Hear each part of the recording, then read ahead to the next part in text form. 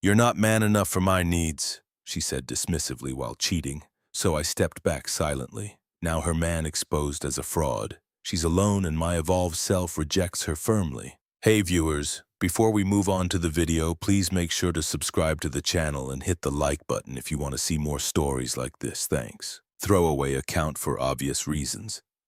I've been lurking on subs like our / relationships and our / true off my chest for a while, reading stories that hit a little too close to home. Figured it was time to share mine, especially now that the dust has settled and I've come out the other side stronger. This all went down about 1.5 years ago, but it feels like a lifetime. If you're here for a tale of betrayal, quiet resilience, and some poetic justice, buckle up. I'll try to keep it real, no embellishments, just the facts as I live them. My name's Alex, or at least that's what I'll call myself here. I was 28 at the time, working as a mid-level analyst at a consulting firm in a mid-sized city. Nothing glamorous, but it paid the bills and gave me stability. I'd been with Sarah for almost 5 years. We met in college back when she was studying marketing and I was grinding through business classes. She was vibrant, ambitious, the kind of person who lit up a room. I fell hard, and from the start I was all in, committed, loyal, the whole package. Looking back, I see now how much I sacrificed without even realizing it. I turned down a promotion early in our relationship because it would have meant relocating to another state. And Sarah said she wasn't ready for that. "We need to build our life here first," she told me. So I stayed, picking up extra shifts to help when she bounced between jobs. She had this dream of starting her own freelance gig, but it never quite took off. I'd cover rent, groceries, even her student loans some months, telling myself it was temporary. Teamwork makes the dream work, right? There were flashbacks that sting even now. Like the time I skipped a weekend hiking trip with my buddies, something I'd loved since I was a kid. Because Sarah needed me to help her prep for a job interview that fell through anyway. Or when I put my gym membership on hold to save money during one of her unemployment stretches, only for her to spend on new clothes for networking events. I didn't mind then. I thought that's what love was, putting the other person first. But she started changing. Subtle at first, little digs about how I was too routine, how my job was safe but boring. She'd scroll through social media pointing out guys who were killing it as entrepreneurs or influencers. "See, that's real ambition," she'd say with a laugh that didn't quite reach her eyes. It made me feel like a backup plan, like I wasn't measuring up. I ignored the red flags for too long. The late nights at networking drinks, the way her phone would buzz at odd hours and she'd angle it away from me. The emotional distance. Conversations that used to flow now felt forced, like she was somewhere else. I chalked it up to stress. Maybe I was too predictable, too steady. I even started planning ways to surprise her, like booking a spontaneous weekend getaway. But deep down, confusion nodded at me. Was I really not enough? Had I given too much without asking for anything in return? Then came the night everything shattered. It was a Thursday, one of those ordinary evenings that turn into defining moments. I'd come home early from work, hoping to cook dinner and talk things out. The apartment was quiet, but her coat was on the hook. I heard voices from the bedroom. Hers laughing in a way I hadn't heard in months, and a man's. My stomach dropped. I pushed the door open, and there she was, tangled in the sheets with some guy I'd never seen before. They froze, and time did too. Sarah scrambled up, wrapping the blanket around herself. The guy, later I learned his name was Jake, just smirked like he'd won something. I stood there, the world tilting, feeling a mix of rage and numbness. But I didn't yell, didn't throw anything, just stared, waiting for her to say something. Anything that might make sense of this nightmare. She didn't even look guilty at first, more annoyed like I'd interrupted her. "Alex, what are you doing home so early?" she snapped, as if that was the issue. I managed to croak out, "What's going on?" She sighed, rolling her eyes like I was being dramatic. "Okay, fine, you caught me. But let's be real, this has been coming for a while." The guy, Jake, chuckled under his breath and started pulling on his pants, muttering something about handling this later. He brushed past me on his way out, clapping me on the shoulder like we were pals. "Tough break, man." Sarah didn't stop him. Instead, she sat on the edge of the bed, crossing her arms. Look, Alex, I've been trying to tell you. You're not man enough for my needs anymore. Jake gets it. He's driven. He's got that edge. He's building this amazing startup, and he makes me feel challenged, excited. You've become so complacent, just going through the motions at your job, never taking risks. I need more than that. Her words hit like punches, each one twisting the knife. I leaned against the doorframe, trying to process. So you've been cheating for how long? Does it matter? A couple months.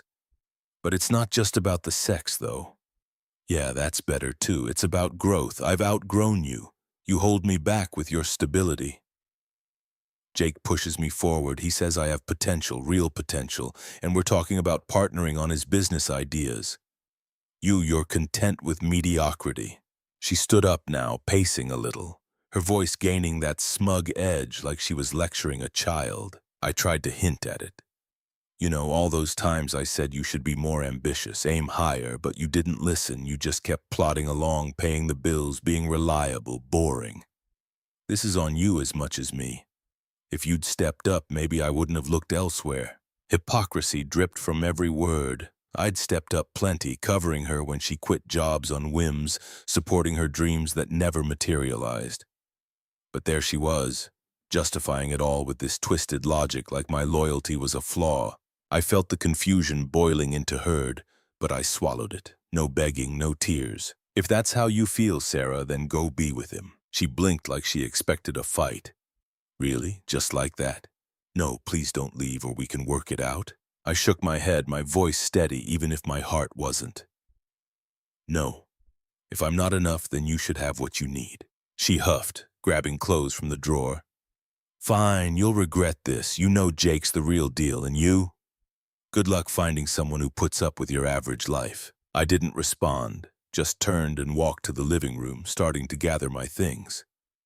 She kept talking as she dressed, throwing in more jabs. See, this is exactly what I mean. No passion, no fight. Jake would never just roll over like this. By the time she stormed out, slamming the door, I was already packing a bag. The silence that followed was deafening. I sat on the couch replaying it all, the sacrifices, the red flags, her cruel dismissal. It felt so unfair, like I'd poured everything into us only to be discarded like yesterday's news. Confusion swirled. Was I really not man enough? Had I missed the signs? But beneath it, a quiet resolve started forming. I wouldn't chase, wouldn't confront Jake or beg her back. I just stepped back, changed the locks the next day, forward her mail, and disappear from her life as much as possible. Little did I know that was just the beginning. That first night alone in a cheap motel room was rough. I didn't sleep much, just stared at the ceiling, replaying every moment of that confrontation in my head. Her words echoed. Not man enough, complacent mediocrity. It stung deeper than the cheating itself. The way she twisted my loyalty into a weakness, like all those years of support were just proof of my inadequacy. I thought about the sacrifices again, like the time I'd turned down a chance to study abroad for a certification program because she panicked about being alone for 3 months. I can't handle the distance, Alex. You're my rock, she'd said. Then now that rock was apparently too dull for her shine. Confusion hit me in waves. Was she right? Had I played it too safe? Let life pass me by while propping her up. I scrolled through old photos on my phone. Us at her graduation, where I'd worked weekends to pay for her cap and gown, a vacation I funded after her first big freelance flop. It felt so one-sided now, like I'd been pouring into a leaking bucket. But I didn't call her, didn't text Jake or blast her on social media. That wasn't me. Instead, I focused on logistics. Called a friend to crash on his couch temporarily, contacted the landlord about breaking the lease, and started job hunting for something with more growth potential. The promotion I'd passed on before turns out a similar role was open in a neighboring town about an hour away. I applied that week. Detaching wasn't easy, but I did it methodically. Changed my number after forwarding her a final email with practical details, like how to pick up her stuff from storage. Blocked her on everything, though. I kept tabs through a mutual friend or two just to avoid surprises. The silence was my ally. For the first month, I threw myself into rebuilding. Resumed the gym routine I dropped for her. Nothing fancy, just weights and runs to clear my head. Landed that new job as a senior analyst with a bump in pay and remote flexibility. Moved into a small apartment in the new town. Nothing flashy but mine. No more double shifts to cover someone else's dreams. There were low moments, sure, nights when the unfairness choked me up. Why did I get discarded after giving so much? I'd sit with it, journal a bit, remind myself that begging or confronting would only validate her twisted logic. Instead, I evolved quietly. Read books on self-improvement, reconnected with old hobbies like hiking. My internal voice shifted from what did I do wrong to what can I do better for myself. It was freeing in a way. The confusion faded into clarity. I'd been loyal to a fault, but that didn't make me weak. It made her ungrateful. And as weeks turned to months, she became less of a ghost in my thoughts. I wasn't healed overnight, but I was moving forward one deliberate step at a time. I didn't hear much about Sarah initially. Mutual friends respected my space, and I didn't pry. But around 4 months in, bits started trickling through. At first, it was casual mentions. Hey, saw Sarah posted about some new business venture with that guy. Jake, the real man, had apparently swept her into his world of entrepreneurial magic. From what I gathered, he ran a consulting side hustle that sounded too good to be true, promising quick flips on investments, networking events that screamed pyramid scheme vibes. Sarah quit her part-time gig to partner with him, investing our old joint savings, the part she'd claimed in the split, into his groundbreaking app idea. Then the crack showed. A friend texted me one day. Dude, you dodged a bullet. Jake's business is shady. Heard from Mike that he's got complaints piling up from investors. Turns out Jake wasn't the ambitious visionary Sarah painted. He was a fraud, stringing people along with fake credentials and borrowed money. He'd convinced Sarah to front cash for prototype development, promising massive returns. She even roped in a couple of her friends, hyping it as the next big thing, but it unraveled fast. The app never materialized. Jake pocketed the funds, ghosted half his contacts, and when the heat came, he bailed entirely. Left town overnight, leaving Sarah holding the bag, debts from loans she'd co-signed, angry calls from those friends she'd dragged in, and a reputation in tatters. Karma didn't stop there. Without a job and buried in fallout, Sarah's life spiraled. Mutual acquaintances started distancing themselves once the full story spread. How she'd cheated, trashed me publicly in group chats. Yeah, screenshots made the rounds, and now this scam mess. Her freelance dreams? Shot. Potential clients heard about the drama and steered clear. She ended up crashing with her sister, scraping by on odd gigs, isolated and broke. I learned all this secondhand through offhand comments from friends who'd chosen sides. She's a mess, man. Regrets everything, but too proud to admit it. I didn't gloat, didn't reach out. It was ironic, though. Her chase for excitement landed her in chaos, while my complacency built a solid foundation. Seeing it unfold from afar just reinforced my detachment. She wasn't my problem anymore. About 6 months after the breakup, the reconciliation attempt started. I'd unblocked her number by then, not out of hope, but practicality. There were loose ends, like shared bills popping up, and ignoring them forever wasn't feasible. The first wave came via text, casual at first, like she was testing the waters. My phone buzzed one evening while I was unwinding after a hike. Hey, Alex, it's Sarah. Been thinking about us a lot lately. I messed up big time. Jake turned out to be a total fraud. He scammed me and vanished. Can we talk? I miss what we had. I stared at the screen, feeling a flicker of something. Not pity, but detachment. Her words rang hollow, echoing the smugness from that night. I didn't respond right away. A day later, another. Please, Alex, I know I hurt you, but I was confused. You were always so steady. Let's grab coffee. Still, I kept it minimal. Typed back. No need. Sarah moved on. Short, final, but that opened the floodgates. The second wave hit a week later, escalating to calls and voicemails. My phone rang late one night. I let it go to voice. Alex, pick up. I need to hear your voice. I'm so sorry. Jake ruined everything. He took my money, my trust. But you were always there for me. Don't abandon me now when I'm at my lowest. We can fix this, right? Call me back. She called again the next day, twice. I answered the third time, figuring silence might drag it out. "What do you want, Sarah?" Her voice cracked, a mix of tears and urgency. "Alex, thank God. Listen, I was an idiot, blinded by his lies. He promised the world, but it was all fake. Now I'm drowning in debt. Friends won't talk to me, you get it? You're the only one who ever really supported me. Remember how we used to dream together? Give me another chance, I'll make it up to you." I stayed calm, voice even. "Sarah, that's in the past. I'm not interested." She pushed harder. "But why?" "You're being cold. After everything we shared, my sister's been on me about this. She says you're acting petty, holding a grudge. Man up and forgive, Alex. I need you." Ah, the hypocrisy, throwing man up at me now. I could hear her sister in the background muttering agreement. "Yeah, Alex, Sarah's suffering.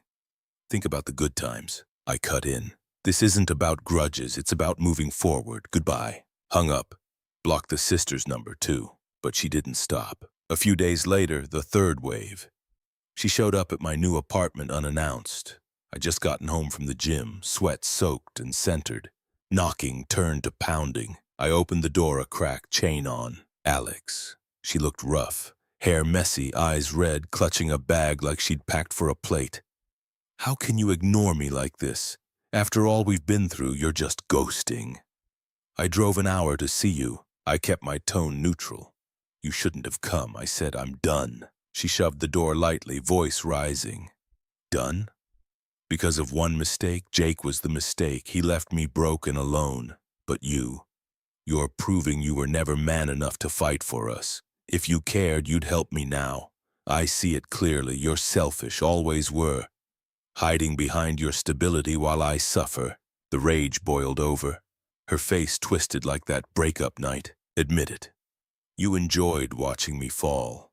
Mutual friends told me you're thriving, new job and all, but without me pushing you, you'd still be stuck. Come on, let's rebuild. I need you. No, we need each other." It was textbook manipulation, flipping the script again. But I felt nothing but clarity. "Sarah, you made your choice. I respected it by stepping back. Now respect mine." She banged the door once more. "You're heartless. Fine." Rotting your average life, then stormed off, tires screeching. I closed the door, exhaling. Her desperation highlighted the growth I'd achieved. No more confusion, just peace in my boundaries. Little did she know the real closure was coming soon. A couple months later, the final loose enforced us together, a financial settlement meeting. We'd had a joint savings account for future plans, and the lease on our old apartment had lingering fees. My lawyer suggested a mediated session to divvy it up cleanly. No court drama. I agreed, figuring it was the last step to full freedom. The meeting was at a sterile office downtown, neutral ground. I arrived early, dressed sharp for my new role, suited, confidence dried. Promotion had come through along with resuming hikes and even dating casually. Life felt full, her chapter irrelevant. Sarah showed up late, disheveled in wrinkled clothes, her mom trailing behind like backup. The mediator greeted us, but Sarah beelined for me before we sat. "Alex, wait, we need to talk privately." Her mom chimed in, voice accusatory. "Yes, young man, think of the family. Sarah's been through hell because of that con artist, and now this. She's suffering, and it's partly on you for not being there." I nodded politely to the mediator, who suggested we proceed. As we reviewed papers, me getting my share of savings, her taking the lease hit. Sarah interrupted. "Alex, please give us another chance. I see now. You were the real man all along. Jake ruined me. Debts, no job, everyone gone. Help me fix this. We can start over. I'll change." Her voice trembled, eyes pleading.